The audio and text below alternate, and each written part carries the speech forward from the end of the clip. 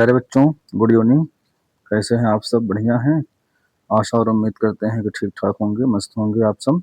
बेटा, हम लोग शाम को 6 बजे ये वीडियो देख रहे हैं और प्रतिदिन आपको ये शाम को 6 बजे ऐसी ही वीडियो आपको मिलती रहेंगी। हम लोग प्रतिदिन एक चैप्टर को समाप्त करेंगे बहुत ईमानदारी पूर्वक।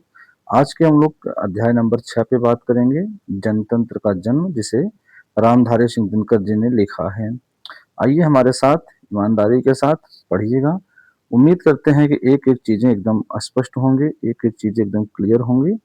जरा देखिएगा कि पहला क्वेश्चन है, जनतंत्र का जन्म कविता के कवि कौन है? तो आज हम लोग बात करेंगे रामधारी सिंह दिनकर के ऊपर। तो जनतंत्र का जन्म इस पाठ में मैं अच्छे से पढ़ाया हूँ और आप लोग मैं सबका प्लेलिस्ट बना दिया हूँ, जा करके प्लेलिस्ट देखिए, हिंदी का, संस्कृत का, हिंदी व्याकरण, संस्कृत व्याकरण, ताकि आपको समझने में आसानी मिले और कम से कम समय में चीजों को समाप्त करने का प्रयास करता हूँ। जनतंत्र का जन्म कविता के कवि की बात करें तो रामधारी सिंह दिनकर, यानी कि डी वाला विकल्प जो बच्चे मार के आएंगे वो आपका बिल्कुल सही होगा, बिल्कुल आपका शानदार होगा। क्वेश्चन नंबर हम लोग चलते हैं, क्वेश्चन नंबर हम लोग साथी चलते हैं 2 की ओर। कहाँ चलते हैं भाई? क्वेश्चन नंबर 2 की ओर चलते हैं। रामधारी सिंह दिनकर किस गांव के निवासी थे? एक बार सभी साथी फटाफट जवाब देंगे। ये किस गांव के निवासी थे रामधारी सिंह दिनकर? क्या मोकामा था, बक्सर था, मुजफ्फरपुर था, सिमरिया था? तो साथी देखो, हिंदी के क्वेश्चन करने में मुश्किल से आपके एक क्वेश्चन करने में 10 सेकंड समय लगते हैं। अगर आपको आता है तो आप क्वेश्चन पढ़ेंगे, आंसर आपको समझ में आ जाएगा, और अगर नहीं आता है बाबू तो चाहे आप जितना देर लेकर के बैठे रहो तो वो नहीं आएगा। तो इसमें ध्यान से देना, एकदम क्वेश्चन को ध्यान से पढ़ना। ये डी वाला विकल्प यानी सिमरिया बिल्कुल राइट आंसर, शानदार होगा। क्वेश्चन नंबर 3, राम दिनकर जी की माता का नाम क्या था? जल्दी बताना हमको। दिनकर जी की माता का नाम क्या था? मनरूप देवी, धनरूप देवी, रूपवती देवी, कलावती देवी। तो क्या होगा? इनकी माता का नाम प्यारे बच्चों ए यानी मनरूप देवी। एकदम ध्यान सुनना, दिनकर जी की माता का नाम क्या था? मनरूप, यानी इनका जो रूप था वो मन मोह लेता था। ऐसे याद कर लेंगे। क्वेश्चन नंबर 4 चलते हैं। सारे इंपॉर्टेंट क्वेश्चन इसमें देख रहे हैं, बहुत समय वेस्ट नहीं करेंगे। दिनकर जी का जन्म कब हुआ था बेटा? अगर इनके जन्म की बात करें 1908 में तो हुआ था, लेकिन आप देख रहे होंगे 1908 तो हर विकल्प में दिया हुआ है। तो क्या करेंगे, एकदम सटीक देखना, महीना भी वही दिया हुआ है, लेकिन 23 सितंबर जो साथी मारेंगे, जो साथी लगा करके 23 सितंबर आएंगे, वो आपका 1 नंबर पक्का हो जाएगा एग्जाम में। और चलते हैं आगे की ओर। दिनकर जी के पिता थे भैया, कौन थे? दिनकर जी के पिता कौन थे? रवि सिंह थे, प्रभाकर सिंह थे, सूर्यदेव सिंह थे, दिनेश सिंह थे। इनके पिता का नाम जो था वो रवि सिंह था। क्या नाम था भैया? पिता का नाम जो था भैया साथी मेरे बच्चा, वो था रवि सिंह, यानी कि सी वाला विकल्प ठीक। माता का नाम मनरूप, ठीक है, पिता का नाम बता दिए आपको। दिनकर जी किस युग के प्रमुख कवि थे? जल्दी बताना, आप लोगों को बहुत इंतजार रहती है। मैंने पिछले 4-5 दिनों से वीडियो नहीं दिया, तो आप लोगों को लगा कि सर आप कहाँ चले गए, आप वीडियो नहीं दे रहे हैं। तो बेटा मैं सोचा चलो ठीक है, आपको प्रतिदिन 6 बजे मैं वीडियो ऐसे आपको देते रहेंगे, और जरूर आप लोग भी अपना सहयोग दिया करो यार, तब अच्छा लगता है पढ़ाने और पढ़ने में ना। हाँ, दिनकर जी किस युग के प्रमुख कवि थे भैया? तो आप बताओगे भारतेंद्र युग के थे, कि छायावाद युग के थे, उत्तर छायावाद के थे? जल्दी बताओ भैया, उत्तर छायावाद क्या थे भैया इसमें?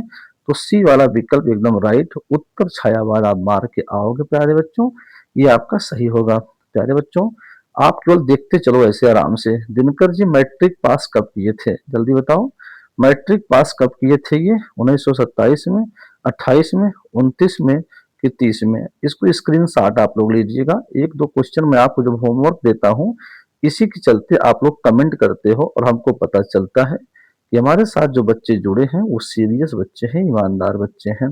दिनकर जी मैट्रिक पास कब किए थे? अगर ये क्वेश्चन आप कमेंट बॉक्स में जब देते हो ना, तो ये क्वेश्चन पूरे जीवन कभी आपको भूलेगा नहीं, अगर ईमानदारी के साथ आप लोग किए हो जवाब तो। ठीक है, चलो। दिनकर जी ने बीए ऑनर्स कब किया था? बहुत ही शानदार जवाब, बहुत ही बेहतरीन जवाब ये भी है बेटा। मैं कहता हूं कि आप लोग इसको तो नहीं बता पाओगे, लेकिन मैं बता देता हूं, 1928 में बेटा। क्या बाबू? 1928, ये बी वाला विकल्प कह देना, एकदम आपका सही हो जाएगा। कोई दिक्कत, कोई समस्या तो यहाँ तक नहीं रही होगी, ऐसा मैं समझ पा रहा हूँ। चलो इसको बताओ, आप लोग बीए ऑनर्स कब किए थे भैया? बीए ऑनर्स कब किए थे? इसको स्क्रीनशॉट लो और इसको आप लोग बताओ, जरूर बताओ इसको। मैं इसे नहीं बताऊंगा दोबारा, ठीक है? हाँ, आपको क्वेश्चन मैं करा रहा हूँ, ईमानदारी के साथ करते चलो। मैं पहले भी बताया था कि मैं सारे क्वेश्चन आपको कराऊंगा एग्जाम तक जाते जाते। अभी तो एक शुरुआत है ये। दिनकर जी किस हाई स्कूल में प्रधानाध्यापक रहे भैया? वह कौन सा हाई स्कूल था जहां पे वो प्रधानाध्यापक रहे? मोकामा घाट रेलवे हाई स्कूल, एच है ई स्कूल बरबीघा, कि सर गणेश दत्त उच्चतर माध्यमिक विद्यालय पटना, कि पटना कॉलेजिएट स्कूल पटना। तो भैया हो इसमें एच ई स्कूल बरबीघा, यानी ये आपका बी वाला विकल्प राइट हो जाता है। क्वेश्चन नंबर चलते हैं 10 की ओर। रसवंती के रचनाकार कौन है भैया? चाहे रसवंती हो, चाहे उर्वशी हो, चाहे संस्कृत के 4 अध्याय हो, ठीक है, इन सब के जो रचनाकार है वह रामधारी सिंह दिनकर है। कौन है भैया? रामधारी सिंह दिनकर है। तो ये बी वाला विकल्प राइट। टोटल हम लोग भैया जो भी क्वेश्चन 29-30 क्वेश्चन देखेंगे, 10 क्वेश्चन आपको हो गए हैं। अगर आपको प्रतिदिन प्रैक्टिस करना है तो आपको प्रैक्टिस तो इसी चैनल पे करनी पड़ेगी, क्योंकि प्यारे बच्चों मैं टाइम नहीं पास करता हूँ। दिनकर जी की रचना है भैया, कौन सी है? उर्वशी है, साकेत है, ग्राम्य है, गुंजन है। तो भाई इनकी जो रचना है उर्वशी है भैया, उर्वशी इनकी रचना है। ये आप एकदम राइट समझेंगे, ये वाला विकल्प राइट हो जाता है, उर्वशी। दिनकर जी को साहित्य अकादमी पुरस्कार किस रचना पर दिया गया? साहित्य अकादमी पुरस्कार इनको जो दिया गया, स से साहित्य और स से संस्कृति के 4 अध्याय। तो आपका ए वाला विकल्प राइट हो जाता है। चलते हैं आगे। दिनकर जी को किस रचना पर ज्ञानपीठ पुरस्कार मिला? साहित्य अकादमी कहे, साहित्य अकादमी कहे तो संस्कृति के 4 अध्याय, और ज्ञानपीठ पुरस्कार कहे तो आपको बता देना है उर्वशी पर। किस पे भैया? उर्वशी पे बता देना है। चलिए भैया आगे बढ़े हम लोग। हाँ बिल्कुल हम लोग आगे बढ़ते हैं। चलो 14 नंबर, जनतंत्र का जन्म कविता में कवि ने किसे शक्तिशाली कहा है? जल्दी बताओ, कवि ने शक्तिशाली किसे कहा? जनतंत्र का जन्म, जन्म मतलब लोगों का तंत्र, लोगों का समूह, लोगों का विकास, ऐसा जन्म हुआ है, यानी जनता को कहा है। जनतंत्र का जन्म में किसे शक्तिशाली कहा है? कहा है जनता सबसे अधिक शक्तिशाली होती है। 15 नंबर, गवाक्ष का अर्थ क्या है? गवाक्ष का अर्थ बताना। गो की सींग होती है, गो की आंखें होती है, बड़ी खिड़की होती है, इनमें से कोई नहीं। स्क्रीनशॉट बेटा लो इसको, और इसको जरूर हमको आप लोग करके बताना, क्योंकि ये ऐसे ऐसे क्वेश्चन है जो आपके एग्जाम में, जो आपके बेटा एग्जाम में टकराएंगे। और मैं चाहता हूं कि इनको आप अच्छे से एक बार कमेंट करके अपनी खुली आंखों से भेजे रहेंगे ना, समय दे करके, तो कभी ये भूलेंगे नहीं आपको, कभी गलती आप नहीं करोगे। ठीक है आगे चलते हैं। उर्वशी किसकी कृति है भैया? उर्वशी जो कृति है भैया वह किसकी है? रामधारी सिंह दिनकर पे है, जिसे भैया क्या मिला था अभी आपको बता के आगे आया हूँ। ठीक है, साहित्य अकादमी मिला था आपके संस्कृत 4 अध्याय पे। उर्वशी पे कौन सा पुरस्कार मिला था ये आप अभी बताएंगे हमको चलती हुई क्लास में। ठीक है आगे चलते हैं हम लोग।